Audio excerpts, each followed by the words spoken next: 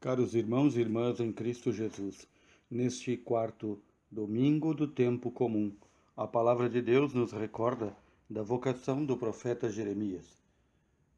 Assim como o profeta Jeremias, que foi chamado pelo Senhor a ser profeta desde antes de ser concebido, assim também o Senhor nos chamou à vida, e o Senhor nos chamou para uma missão muito importante, a de ser um povo régio, sacerdotal e profético.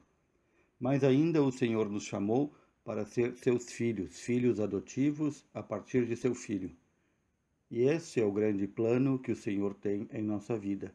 Nos dias de hoje ouvimos de muitos pregadores que pregam para aqueles que buscam uma religião de conforto ou uma religião sentimentalista, ouvir dizer que aqui o Senhor tem um plano para a nossa vida, como se houvesse um plano pré-determinado do Senhor para cada um de nós. E geralmente esse tipo de pregação promete vitórias e bênçãos e outras coisas que não estão realmente consignadas na Sagrada Escritura. Mas na tradição da Igreja, a Sagrada Escritura nos ensinam que o plano que o Senhor tem para conosco é um plano universal, ou seja, nós somos chamados, enquanto povo de Deus, para ser a imagem do Senhor no mundo, mas ainda para anunciar este Senhor.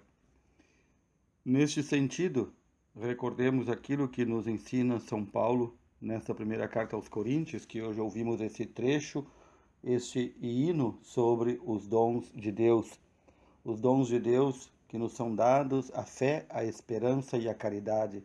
O apóstolo Paulo vai nos dizer: tudo é muito importante para a nossa salvação, mas o único dom de Deus que vai subsistir no céu é a caridade. Muitas vezes a caridade é entendida apenas de forma prática, como fazer a caridade, dar algo a alguém que necessita. Aqui o apóstolo Paulo está utilizando a partir do termo grego e latino caritas, que é este amor muito maior que este amor comum que aqui nós conhecemos. Por exemplo, mesmo o amor de uma mãe por um filho ainda não é uma caritas, mas este amor é um amor entranhado que nós podemos ter para com Deus e devemos ter para com o próximo. Esta é a verdadeira caridade e é este o único dom que subsiste no céu. No céu, todos se amam e todos amam a Deus, num amor infinito. A diferença, então, está em que a fé é útil e necessária aqui na Terra, na nossa peregrinação terrestre. A fé, como mesmo nos ensina o apóstolo Paulo, é a esperança naquelas coisas que ainda não vemos e que nos foram prometidas por Deus. Portanto, não há mais necessidade de fé no céu. Também não há mais necessidade da esperança, porque a esperança é a espera nas promessas do Senhor. E a espera do cristão, a esperança do cristão, como também nos ensina o apóstolo Paulo, é de que um dia iremos ressuscitar na carne e viveremos eternamente com o Senhor. Ora, quem já vive com o Senhor no céu já não precisa de fé nem de esperança, já está na prática daquilo que esperava e daquilo que acreditava. Mas a caridade, então, é o único dom subsistente. E, portanto, esta é a grande missão que temos também. Além de pedirmos diariamente em nossas orações para que o Senhor aumente em nós a fé e a esperança, pedir também ao Senhor que aumente em nós a caridade, na qual muitas vezes somos frágeis e não compreendemos como devemos amar profundamente a Deus e aos irmãos. O Santo Evangelho, como nos narra hoje São Lucas, nos fala deste momento em que o Senhor, após ter lido a profecia de Isaías, aquela profecia que já ouvimos no domingo passado, o Senhor começa a explicar e diz: isto hoje acontece neste momento, ou seja, acontece hoje, acontece neste instante. E se realizou essa profecia em mim. O Espírito do Senhor está sobre mim. Eu vim para dar vista aos cegos, curar os doentes, levar a liberdade àqueles que estão presos.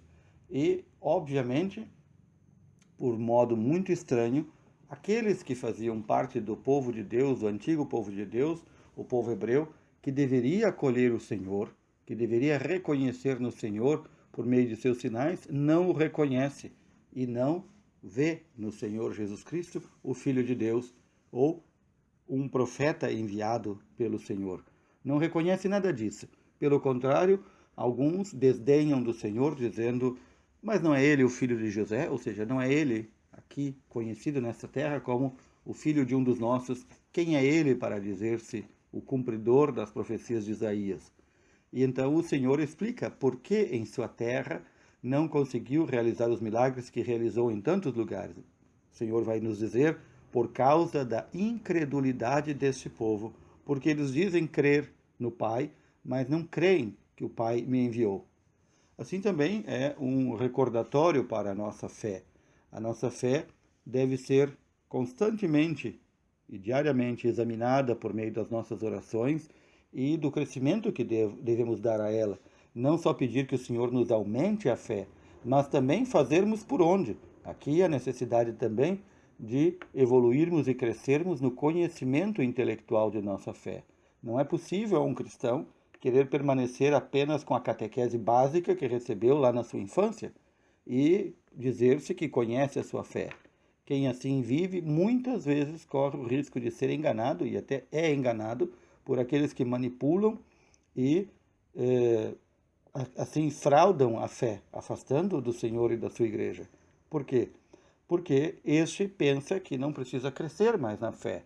A fé não é apenas um assentimento emocional, mas é principalmente um assentimento racional, não só ao Senhor, mas ao conteúdo, assim nós dizemos tecnicamente, dos dogmas, das instruções, dos mandamentos, dos ditames que o Senhor nos veio trazer, para encontrarmos essa vida plena, essa vida em harmonia com o Senhor e com os irmãos. Portanto, queridos irmãos e irmãs, coloquemo-nos diante do Senhor, ali na sinagoga. Ele nos diz: hoje se cumpriu essa profecia, em mim se cumpre esta profecia. E eu vim para libertar, eu vim para salvar, eu vim para buscar aqueles que estão doentes.